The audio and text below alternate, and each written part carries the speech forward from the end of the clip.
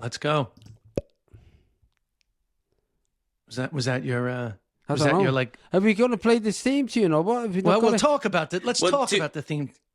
Let's talk about it. Well, let's talk about the theme tune. So we've started the show, but we haven't got a theme tune, even though I thought last week we had one. Listen, most podcasts know what they're doing when they start. Yeah, fucking tell me about it.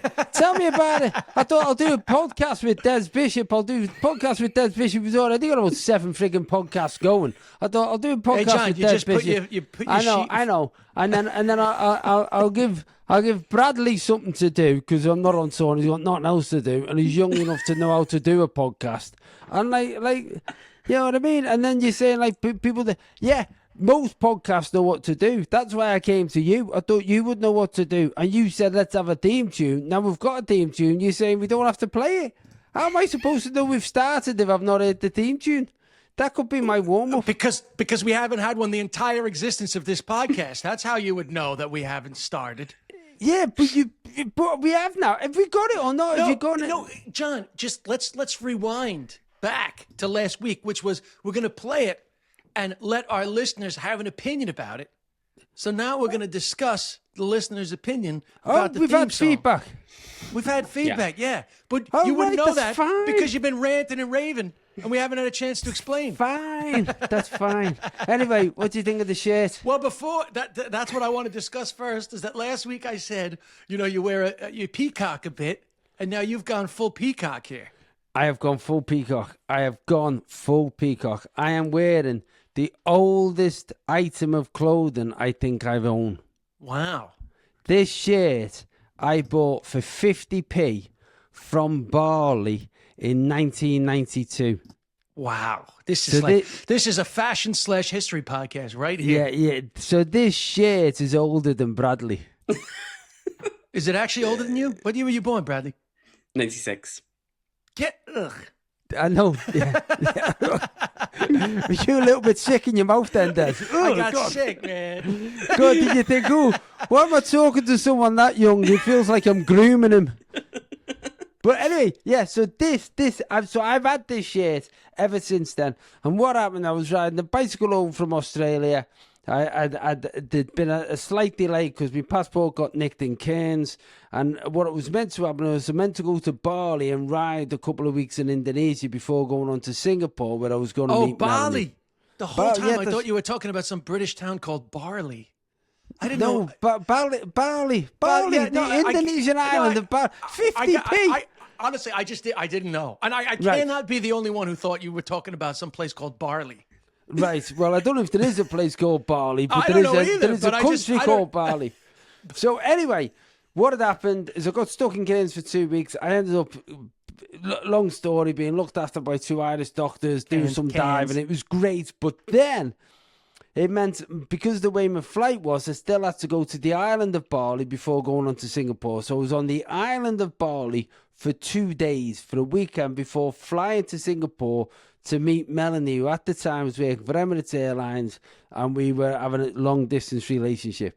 And I'd been riding a bicycle, and I stunk. So I thought, I need to go and buy something that's like good and reflective of the fact that we're both meeting up on the other side of the world. So I bought this shirt for 50 pence from a stall in Bali, and it's still cool. It still looks the part. In fact, I might gig in this. I'm doing some warm-up gigs. I'm going to do some warm-up gigs. Like, I'm going to come over to New York, see you. I'm going to do some warm-up gigs as of probably starting next week in the clubs. And this feels now like a suitable item of clothing for a man of my stature and age. Well, there's so much wonderful stuff going on about this conversation. But I have to say that I bought some haggle type, clothes that I haggled the price on in China. And everyone's like, oh, it's all cheap quality. And so many of those things still exist 10 years later. Still exist, yeah. So it makes you question some of the money that you spend on clothes sometimes. Tell me about it. This shirt is from 1992. It 1992, looks like you just bought it. It looks the part. It looks like you recently made the mistake, not a mistake in 1992. No, I can't. Look, you see the full length of it. But look, that's cool. I can't wait to see what the algorithm does with that. But honestly, though, this shirt looks like you should buy it now. This is the purchase of a man approaching 60. Yeah. This was not the purchase of a man. How old were you in 92? 26. Wow. Now, this is age appropriate for you now. You know what? Yeah, this is age appropriate. I was advanced shopping. You could wear that in Tenerife, nobody would bat an eyelid. Absolutely. So anyway, how's everyone been? No, so let me say something else related to this story. So you were saying Cairns, right? So of course the Australians say cans. Cans. Yeah. So I went to Cairns back in the noughties, and I met some Irish. You know, there was a lot of like Irish backpackers and like people on the year-long work and holiday visas and stuff.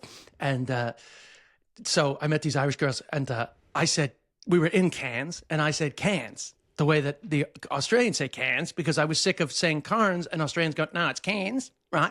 So then I become a fucking local, and I say cans, and these Irish girls were like, it's not cans, it's Cairns. And I was like, no, they say cans. And they were like, well, it's spelled Cairns. That's Cairns.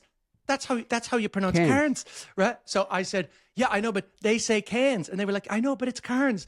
And the girl's name was Neve. So I said, okay, Nimaha. Then we'll call it Cairns. But anyway, they say cans. But do you feel stupid if you say cans? Cans. That's how they say cans.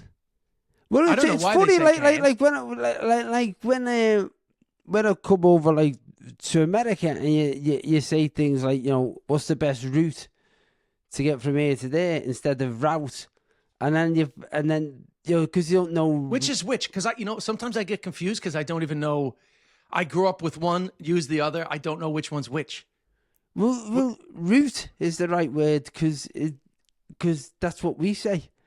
Americans saying route is because it's like someone just read it. Route. It reads route. I wasn't asking which one was right or wrong. I actually didn't know which side used it because I get confused because I'm from both places. But of course, British people are going to say this is the right one. But language evolves, John. Language evolves. Yeah, no, I wasn't asking. I wasn't asking who was right or wrong. I actually didn't know which side used which. Okay, Desmond. No, so Americans say route? Route, yeah. Did they? Route. Oh, right. Yeah, we need to reroute. But did they, because recalculating route. But recalculating route. But how does the British GPS voice say it? You've gone the wrong way, dickhead. No, because I always made the joke, recalculating route, you know. But does the British GPS say recalculating route? No, I don't know, actually. Because then the song is Get Your Kicks on Route 66. That's a good point. That's a good point. Yeah. Well, we've gone down. Listen. I never knew actually that that was one of. Obviously I know about leisure and leisure, but I never knew that the route. I never knew that was one of the words. Aluminium, aluminum. Yeah, aluminum. Yeah, that one I'm ambidextrous on. I know which side to use. Okay, all right. But do you know what's one that I never knew? And actually, Mark Norman, the comedian, pointed it out to me. We say I turned up. Right? I turn. They don't use that over here. And in my Chinese bit, in my bit about working in a Chinese restaurant, I used to say, then two drunken Chinese guys turned up. And Mark Norman pointed out to me, I don't know what you mean when you say turned up. Yeah, it's funny because a phrase that we would say from Liverpool when you're pleased with something is to say, oh, I made up with that. Yeah, made up with that. Yeah, no, I know that. I feel like some Irish people do use that. Yeah, they say Irish people say it, so I don't know where it's come from. I made up. And I remember, I think it was when I first started working at the drug company. And I remember being at a conference and saying, oh, made up with the results. And it was like, they were going, what? You've made up results. I'm going, no, I haven't made them up. It's not a scam. I made up with the results. And they go, what's that? You can't say that. We can't lie about results. I'm going, no, I haven't lied. I haven't made them up. And again, it's one of those things that unless you go somewhere else, you don't realise. Yeah.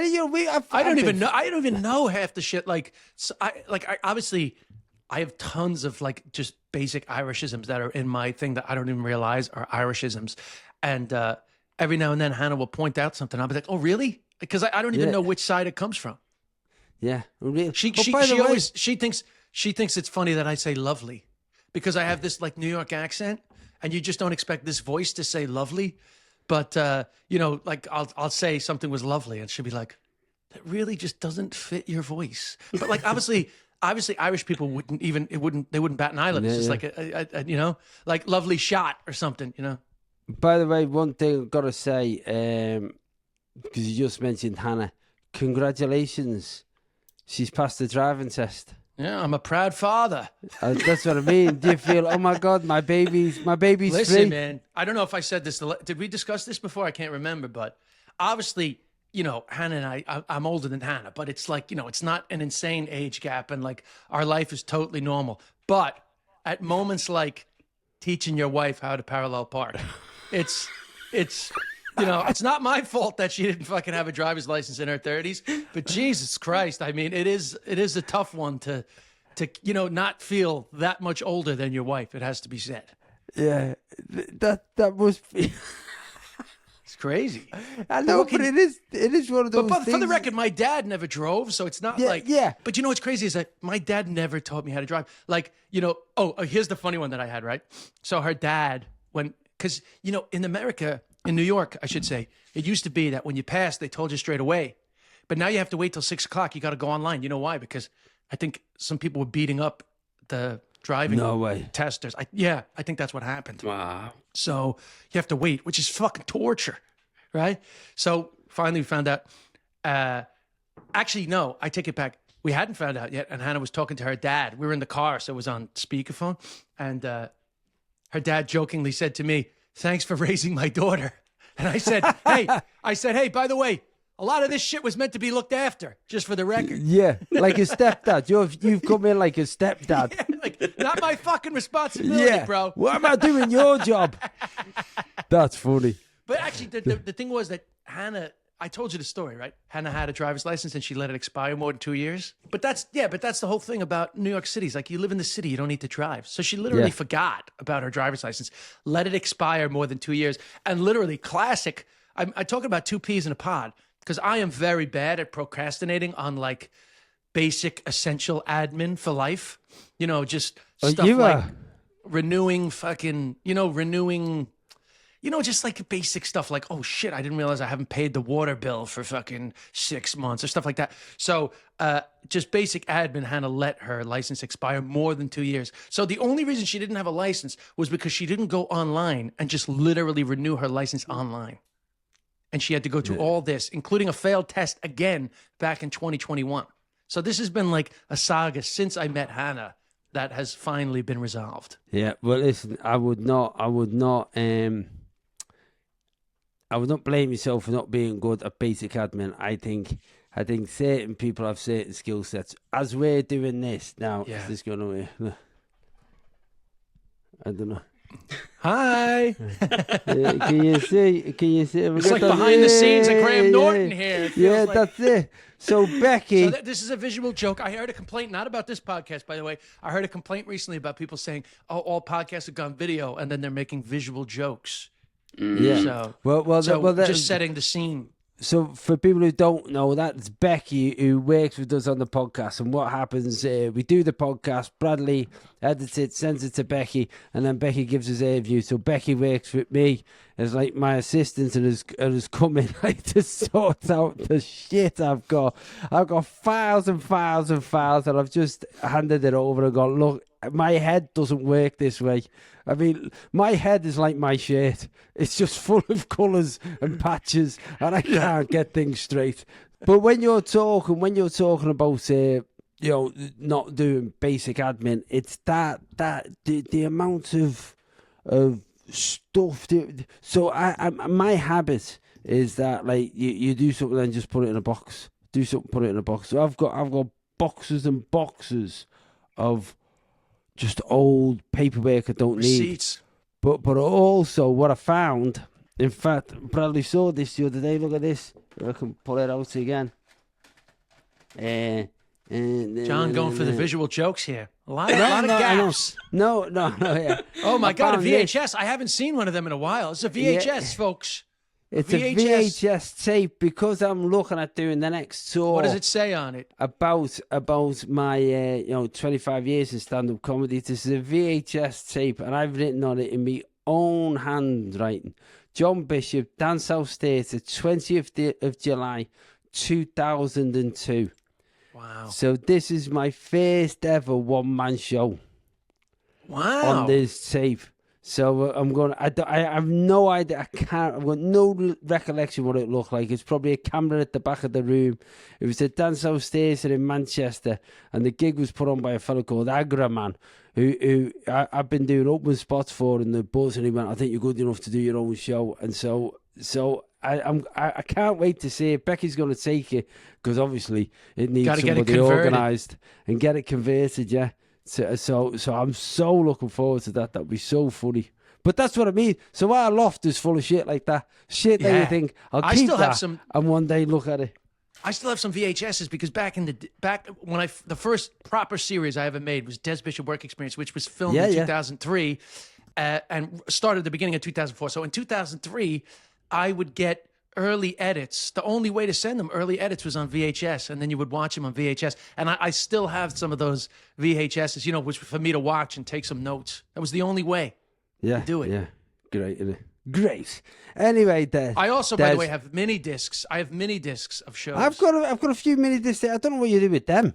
You can get them converted. Do you know what I mean? That's like hieroglyphics in Egypt. I remember who feeling. Worked out what to do with this shit. I remember feeling so like on top of technology by having a mini disc player. Yeah, and you used to clip it and put it on your mic, and then you can carry on. Yeah, you get good audio, man. Or like going around, doing Vox Pops, interviewing people on the street. And it's like a mini disc player, and you hold out the mic, and you got good quality sound. And it only lasted about 3 years. They were out of the technological use within 3 years. Yeah. And laser discs. Do you remember laser discs? I do. They were going to be the ones that were going to be the thing, and then DVDs fucking took them over. And then the stream. Listen, Bradley's doesn't know what it was like in the last Bradley, century. wake up. Bradley, wake up. This is what we lived through. You remember Blu-ray? It was only out for like 2 minutes. Yeah, Blu-ray still exists. There's like Blu-ray aficionados. I've got downstairs. I got delivered from our office from the production company, so I can put it in storage. These huge tapes. I don't even know what they, but the tapes of the telly shows. So they don't look like a VHS. They might be. The boxes are massive though, and I've got tons of them downstairs. The tapes that were in the cameras when they were filming, and then went into the edit. And I don't know what I'm going to do with them. But I've got loads of. I've just got to keep them, I suppose, until one day that someone goes, "Oh, I'll tell you what, we'll do a retrospective of what television used to be like in the old days." What were the films? Because there's certain films that I can quote, almost verbatim, because they were the ones that we either bought, but more often than not recorded off the telly. And then we watched over and over and over. And I'm not talking about when you're a kid and you watch a cartoon over. What were the films when you were a teenager that you watched 100 times? And that goes for both of you. Charlie's Angels. You haven't heard. You can laugh at that. Wait till you hear mine. You're not going to believe mine. The film that I watched the most on a tape, and I know because I watched it 6 times. Right, and I didn't really watch any other film very often. Once I'd watched it, I might have watched it until 2 or 3 times. Grease. That does check out. He's made me watch Grease 6 times. He made you watch Grease. And then when we were on tour, I didn't mention this. When we were on tour and we were in Harrogate, we were staying at this hotel, and you could get this private screening room, and you could have any film. I said to Bradley, well, I've rented the room, we can go and watch it. And Bradley's obviously thinking I'm going to watch some gangster film. And we put Grease on. I said, this is my film, Bradley. Bradley, you must have loved Grease, Bradley. I did look, but I'd never seen it but all the way through. I knew the famous scenes from it, but I'd never songs watched it and stuff. Yeah, and they did did you see Travolta dressed up as the he young... just came up, didn't he? Yeah. Recently, the other reunion. Yeah, man, he looks great. Yeah. And it must be great for Olivia them. Newton-John's still alive, right? No. Oh, she died? So, what was her song? What was her song? Twisted Fate. I'm not the first heartbroken. My eyes are not the first to cry. I'm not the first to know. There's just no getting over you.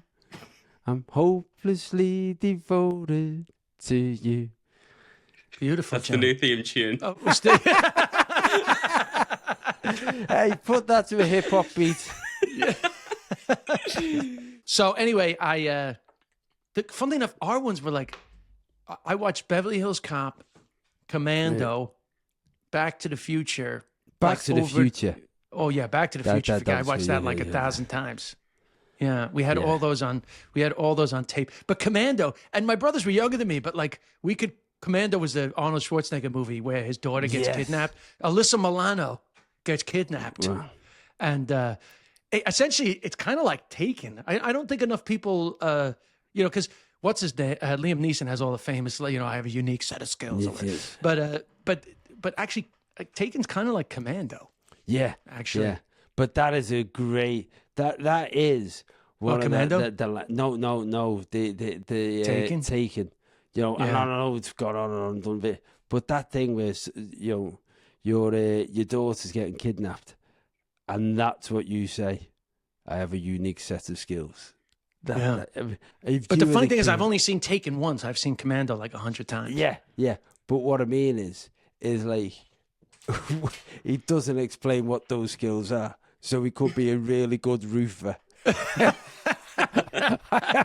have a unique set of skills. After I get my daughter back, I can give you a good price on a roof. Yes, don't you worry. And every building you go into has a roof.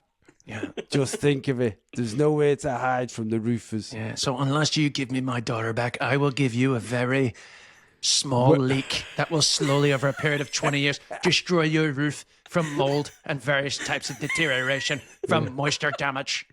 So watch yourself. Yeah. And if you're a homeowner, you know how serious this is.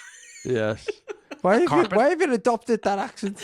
Because he's from the north of Ireland, bro. Oh, mate, tell you what, the north of Ireland, right? Oh, but can I say one thing? Because I know you were in the north, right? So just before you get into that, I want to bookend this conversation about VHSs by saying, just to mark a difference in the way we lived back then. In Commando, there was one tiny scene with nudity for like a split second, which is Arnold Schwarzenegger like throws somebody through a door of a random motel room, which was not their room. And there's like a couple having sex, and they like jump out of the bed for like a smidgen of a second. You can see boobies, right? And then it moves on really fast. And we used to try to pause it on the exact moment to try to see the boobies, right? Because we're like teenagers, right? So to just think how little nudity you really had access to compared to teenagers today. That moment, our technological skill was pausing and then hoping that the boobies were above the squiggly line above the squiggly line of the pause. Do you know what we mean when we say squiggly line of the pause, Brad? Yeah. So anyway, that'll show how much times have changed. Yeah, so you were in the north, John. Yeah, so I was in the north. I went over to Portrush in Ireland to go to the golf, and it's you're a big golfer. I'm not a big golfer, but last time I was over with you, we played golf, didn't we? And I feel like the last time we played golf was in Mallorca. Oh, you played golf in my place, did you? Yeah, I did. Don't you remember when I came over? God, it was it was over a year ago. I played at your course. I beat you. Well, we'll discuss that afterwards. Anyway, listen. So I'm not a massive golfer, but I keep on thinking it's a thing I should do a little bit more and get into. And I've got a mate, Jimmy, who's a big golfer, and my mate Julie lives in Portrush. She was a member of the Portrush Golf Club, and so it was a good way of spending a few days with old friends. And so we go over. And it's the north of Ireland. For people who don't know where it is, it's an hour north of Belfast. It's a fantastic golf course. So and there's 285,000 people bought tickets for the and it's incredible, absolutely incredible. Walking around the golf course and going in, there's all these structures that have been put there for the filming, but also all these eating areas. There's the like 4-tier grandstand with all corporate events in, all been built for this. They all go. There's nothing there normally. It's incredible to see. But as I say, 285,000 people, and we're there on the Thursday. And as we're walking through the gate, start getting asked for their selfies. And we're literally 100 yards in, and there's been 5 or 6 selfies. Can we have a selfie? Can we have a selfie? And my mate Jimmy, who's from England, said, "Oh, jeez." He said, "This is going to be hard work. There's 200,000 people here, and you're getting asked for selfies all the time." He said, "You need to disguise yourself." He said, "You know what you need to do? You need to put a balaclava on." I said, "Jimmy, not in Northern Ireland. I need to put a balaclava on." I said, "This in support of Kneecap, in support of Kneecap, who are being fucking censored." But anyway, we're not going to get political. We're not going to get political. Yeah. He's not political. Do you know who says that? Yeah, that's a quote from a movie. He's not political. Any idea? No. It's Pete Postlewaite playing Giuseppe Conlon in The Name of the Father, 1994, about the Guildford Four. Oh, very good. Between the two of us, can't you tell who got married young and had kids and had a normal job, and who left college, became a comedian? Or I'm on the spectrum and I just fucking remember the lines of all these fucking movies. Yeah. Yeah. Or I'm just overly into fucking... remembering the lines of movies, which I think may be the case. Sorry, I fucked up your flow, John. Sorry. Get back in the flow. No. There's no flow. The balaclava. The balaclava was done. That was restored. It was a great. Listen, what I will say about it, it was a great weekend. What a place! What a place to have a golf tournament. And Ireland's such a country to host it because everyone gets into it. But the first day was really the only day with like bad weather. Were you there the first day? It was actually the second day that I was there. But the first day of the tournament, right? The Thursday of the tournament. Yeah. No, I think Friday was bad as well. Oh, Friday Got was bad. Soaked on Friday. Soaked, but yeah, but it was good. Yeah, it's a pity. Then you left it the weekend. It looked like the weather was amazing. Yeah, the weather was fantastic. Of course, I left it there. So anyway, have we started the show? Yeah. So we never discussed. We never discussed the thing we said we were going to discuss at the start. Yeah. Which was, there wasn't a ton of love for the theme song. Really? Right? Yeah, but, the thing is that it's kind of one of these things where we basically just have to decide, do we want an upbeat, like, theme song that becomes like an earworm in people's minds so that when they hear the song, they think of the podcast. And then if we ever do a live show, then it's like, boom, it's the theme song. Or, do we just want to keep it like the sort of heavenly thing that we have at the moment, and that's basically our decision. But the sort of the vibe from the listeners was that they didn't love it. I would say 80-20. It was mixed. I feel like some people did love it. Yeah, it was mixed. Yeah. Did anyone hate it? And some people said that it was more Des coded than John coded, and that we should find something that's a bit more both of us. How's that going to happen? A country and western mix of hip hop. But I think they've never been at a silent disco with John and seen that John has a wide array of music that he can lose it to. I've got the moves, that. Yeah, so. But anyway, that's our decision, which we can decide privately, and then they'll have no choice if that's what it begins with, a shortened version of that or something else. One person had suggested that we go back to the AI country song way back in the beginning that got us into this mess. All right, we'll make a decision off. We'll make a decision off away air. From it. So I'll tell you why. Just on air, why I. By the way, I'm not advocating for my theme song because I do not. I never get offended by people saying one way or the other. Although one or two people said I can't rap, which I absolutely know is not the case. But, and I don't mind about that, because I have plenty of people online saying I'm not funny. And I'm like, well, there's 1,000 people on the video there. And I'm not precious about the song that I made. But what I will say is that if we end up doing a live show, I do think it's great when they hear the song that they've grown to hear all the time before an episode. It just G's everybody up. And I do think we should have one. And I think that the kind of that we have is great for the podcast. But if we go live, it's not exact. We're not going to come out in fucking monk suits, you know? It's not going to hype everyone up. Let us pray. Let us pray. Well, listen, the other way of looking at it is the people who don't like it, if they're going to hear the theme tune and go, I dislike the theme tune so much, I'm not going to listen to the 20 seconds that it's on and listen to the program. No, because I think what happens is that, like, a lot of times, even with your favorite artists, when they drop a new album, the first time you listen to the album, you can kind of be like, I don't know.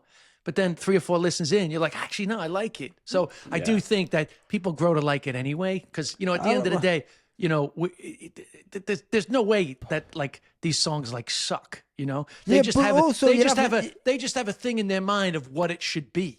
Yeah, but you haven't done it properly yet, you said. No, I know. That's what I mean. And it's also like people have this thing in their mind of what it should be, but eventually it is what it is, and then they grow to love it.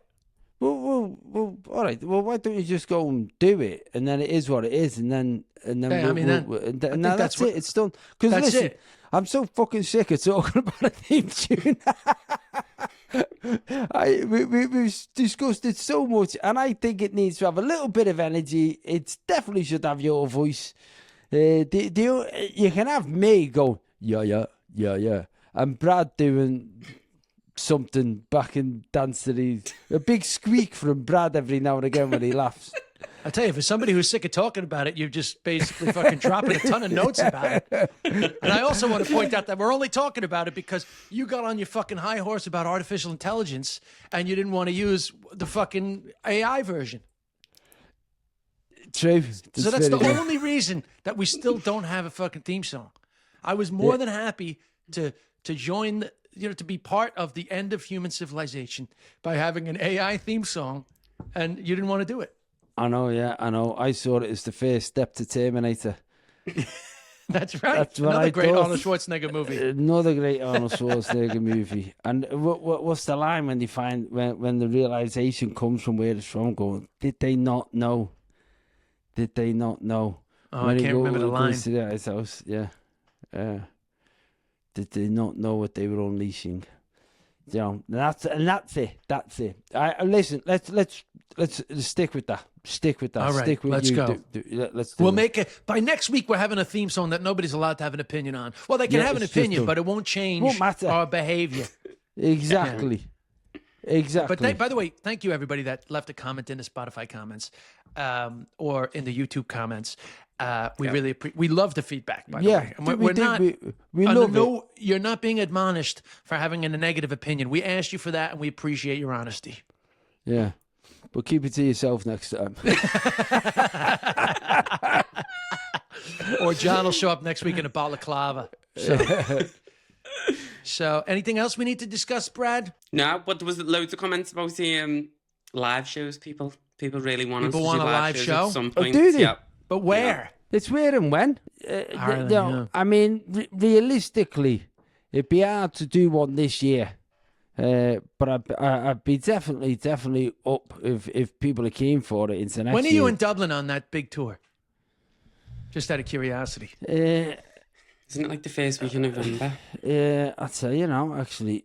I mean, that'd be a thing. If it was the third week of November, it would be amazing. Anyway, we don't have to get into this much admin live on the air. I know, yeah. It's amazing. It's amazing how easily distracted we are. Suddenly you hear the typing, and we're like, oh, fuck, now we're into them scheduling their lives. Now we're doing admin. Yeah. Becky! Yeah, call in Becky! John's about to short circuit. She can't hear you because I've got my headphones on. But yeah, listen, I definitely would like to try it and do it somewhere. We've just got to find out where and do it. When we do it, I want to do it like properly. Do you know what I mean? Yeah. I don't want to do it upstairs in a comedy club. I want to do it in a you want to do spot. it properly. All right. Yeah. It'll be Brad's big reveal. Yeah, it's funny.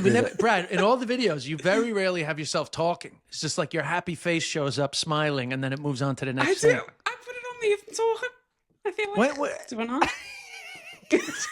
Sorry, my ears. I was going to say, excuse me. Stick that on. Stick that on your rap. Have a Bee Gees intro. Hello.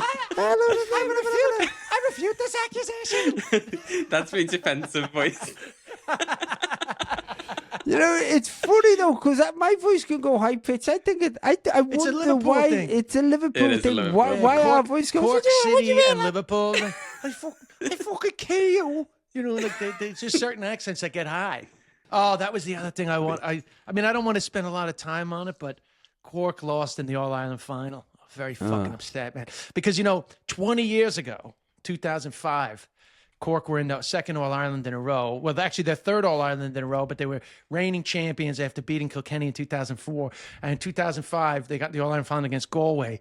And I got 2 tickets. And on the Saturday afternoon, which, I'm 5 hours ahead, I was in Ireland.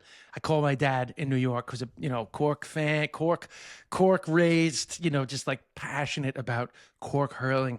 I said, Dad, if I can get you a ticket for a flight tonight, will you come over? I'll pick you up in the morning and we'll go watch Cork, right? So he said, yeah, got him a ticket. He flew over. He was healthy then, he flew over and we went to the All Ireland final. And not only did Cork win, but Sean O'Halpine was the captain, lifted the cup and gave a very rousing speech, Oscailga, in the Irish language. And it was very special. And this is before I even thought about learning the Irish language. It's a very special moment because, there was so much going on that day. Because Sean O'G, by the way, he's like an immigrant to Ireland. He's born of Irish father, Fijian mother, but was embraced by the Cork people. But not only that, he had a passion for the Irish language, a strong sense of national identity, which, I felt the same, this sense of like, you come back to where your people are from and they embrace you. And there was just so much going on, such a beautiful moment. And I thought it would be such a full circle moment, 20 years to the All Ireland, not to the day, because now it's a little earlier in the summer. I thought it would be nice, beautiful 20. It's just a good number. But unfortunately, despite leading after the first half, they got absolutely annihilated in the second half by Tipperary. And it broke my fucking heart. But the good news was, because of modern technology, I was able to watch it on my phone. I didn't have to go to like an Irish pub somewhere in New York and watch it with everybody getting fucking smashed at 10 in the morning. But it was a very sad day for me. So I'm sorry. I know that was a long speech that you guys just had to listen to, but it means a lot to me. It's at the core of my identity. And my identity is wounded. Like the fawn in my backyard, it is wounded. The what in your backyard? There's a lot of deer out here in West Hampton, like in the neighborhood, because I don't live in the woods. In the area, there's deer everywhere. It's like a thing out here these days. Over the last 30 years, there's just been a lot of deer. But there's a fawn that's just hanging out around my house, and there's something wrong with this fawn. And I don't know. A fawn's a baby deer. A baby deer, yeah. Because somebody said to me recently, isn't it a doe? And I was like, no, a doe is a deer, a female deer. Duh. It's not a doe. Duh, it's a fawn. So a bit odd for you. You with the House of Comedians having a baby reindeer. Hey, have your own baby reindeer. You sure it's a daughter, not a stalker? Which, by the way, I loved. I was skeptical when I started watching that baby reindeer. But I was transfixed. I mean, no pun intended. But I actually thought it was incredible. Yeah, I really enjoyed it. And I had met him once in Australia at the time where he was doing the show on the treadmill. But I didn't see the show. The first show he did on the treadmill was actually about his abuse, right? But I hadn't seen it. But I remember him telling me, because we were playing football. It was just one of those random, like, comedian football days. And he was telling me that he was wrecked because every night he does a fucking show on the treadmill. And I kind of, I just really didn't pay much attention other than like he seemed like an interesting guy. But that was it, And then Baby Reindeer came up and I was like, oh shit, that's that guy. And I was like almost like at the beginning, not jealous, but the way you can be a bit skeptical. How the fuck this guy get a show on Netflix? Yeah. And then, man, I have to say, I couldn't fuck. I was... The fourth episode, like the episode about the abuse. I mean, I've never seen a better display of the horrors of sort of like the devious nature of abuse. But what a fucking show! I don't know. What did you enjoy it? I know it's past its time, or it's like in the zeitgeist. No, to be honest, I haven't finished it. I saw the first. I know.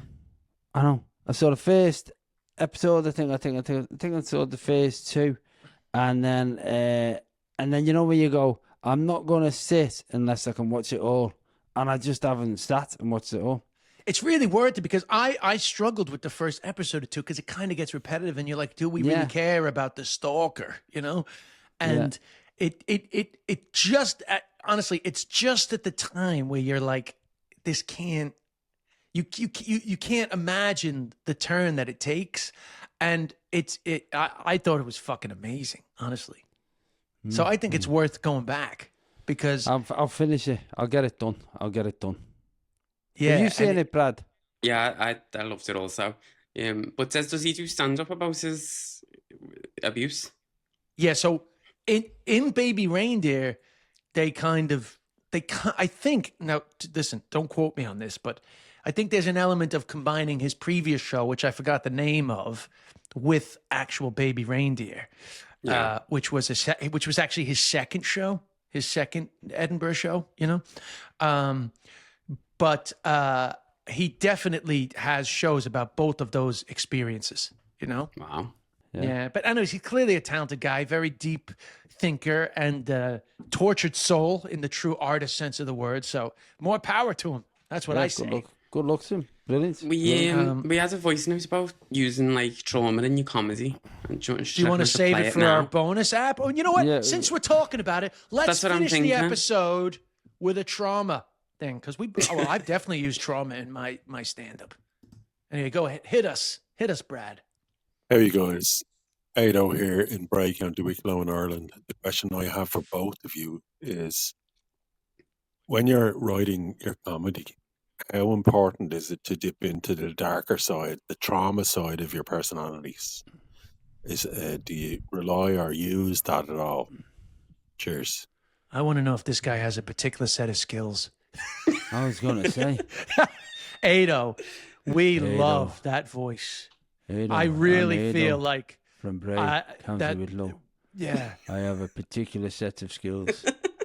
English people are listening to this, getting ready to evacuate a shopping center. That was a menacing fucking message. No, it was great. I mean, I'm joking. But also I have to say, I don't know Ado, but I think I would believe everything he said. His voice is full of sincerity, isn't it? Yeah. It's a sincere Do you think about trauma when you're writing your jokes? I'm not going to waste any words.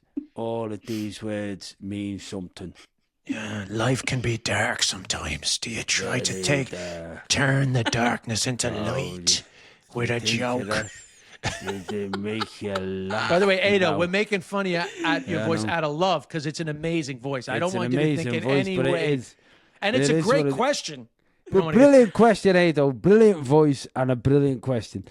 It is funny because the last tour I did, I ended up talking about my mum passing away, which is obviously how it did. I didn't realise when I was doing the tour how much that was playing on my mind, and it wasn't until I did some warm-up gigs, and Melanie came to one of the warm-up gigs, and it was all over the place. And she said, look, sit down, have a think about what's going on in your head. What do you want to talk about? And I said, I feel like I want to scream to the world that my mum's just died. And she said, well, that's I've got to be part of it then, hasn't it? And it ended up being part of the narrative and the reason for the show. And it was also helpful, quite cathartic in some respects, because when you've gone through something like that and there's a sadness, but then you do 150 shows talking about it, it feels, there was times like we were on tour, Brad, and Brad will tell you, there was a few times when I got to that bit, I'd choke, and then there's other times where it felt easier. But I know at the end of the tour, I'd felt I'd done the grieving. Do you know what I mean? It really, for me, it really helped being able to talk about it. Yeah. I mean, for me, I mind is probably the wrong word because it sounds like this, like a sort of a, you know, you're using your own experiences in a way that's a bit like, you know, but I've definitely mined aspects of my life that would be perceived as traumatic throughout my comedy career. Obviously, I did shows about both my parents. The show about my dad was about his illness more than his death, and the show about my mother was about her death. But the show about my dad was more of an exercise because I'd always had this idea about doing a show about my dad nearly being James Bond. But then when he got sick, it was like, can we find humor in this, like the dark side of it? But the show about my mom was a bit more natural because I'd gotten in the habit of talking about that type of thing. But also, when I had testicular cancer, I wrote jokes while I was in the bed right after I had the surgery. So the next day I was probably high as a kite, actually. But I wrote some of those jokes in the hospital bed. So I did actually think of funny things straight away. And I think that the comedic mind, you do... Can't help it. Well, not just the comedic mind, but actually probably the wounded mind, if you want to get into the therapy speak, the mind of somebody who perhaps hides from some of their pain through humor, or certainly uses humor as a coping mechanism, will automatically go to that place. Because I have definitely been in some therapy sessions where I've been called out for sort of making a joke at a moment where perhaps I was at the door of facing some trauma. Yeah. And instead of walking through the door, I make a joke to sort of ease the pain, like a non-steroid anti-inflammatory drug that John used to sell. I would take a painkiller of a laugh rather than walk through the door. But the good therapists over the years have stopped me and called me out and made me stay with the pain. But anyway, there's a time and a place, right? And obviously at a stand-up show, I think it's a good place to sort of maybe help people explore a little bit of quote unquote trauma, particularly universal trauma, like loss. And in the case of testicular cancer, I think, it's the trauma of like illness and thinking about, oh shit, what would I do in those situations? If you can find the humor in that, that's great. But there is a time and a place. And the fact that my go-to position when I hit these traumatic experiences is, where's the joke in that, is probably a positive and a negative, So that's what I would say about your question, Ado. Very good question, Ado. Great question. And by the way, just the last thing I'll say on the trauma front is also like the fact that I had a problem with alcohol and drugs when I was young. And like I did a lot of therapy in the early part of my recovery before I became a comedian. A lot, at times in my humor, there have been bits of dealing with my trauma that have made its way into jokes in other ways. Essentially, jokes about finding pieces of myself. Like Desfunctional. I literally called the show Desfunctional because I wanted to talk about sort of some of the, my emotional dysfunction, particularly after a bad breakup. So Desfunctional was kind of inspired by some soul searching after a bad breakup. So stuff like that. I think it's a good place for comedians to go. Probably the best comedy. Definitely. I think so. Definitely. I think the audience respond well as well from what I've seen. Yeah, when it's done well. I mean, sometimes it can be fucking... I've sat through a couple of fucking torturous things where it's like, okay, bro, maybe this was for the therapist. This wasn't... I'm not gonna name any shows, but there was some torturous ones. I remember there was an Edinburgh Festival show where the comedian, again, won't be named, but was talking about his parent dying. It was his dad dying, and he cried every night. And I went, every night, like every night, like that's. Yeah, I get you choking up now and again, but every night at that bit, you cry at that bit. Well, that's acting. That's not that. That's you do that in a play. You don't do. So. But it is a performance. Well, it's funny because I would never try to cry during the show about my mother, particularly, right? Because it's sad at the end. Yeah. My mother's dead. It's not a spoiler alert. She's dead from the get-go. We established that at the start of the show. But there is a moment at the end, and I wouldn't always cry, but sometimes I would cry. But I would never I would never try to induce it, though. But no, you don't cry. You sometimes don't cry for the audience. Sometimes I would catch yourself, don't you?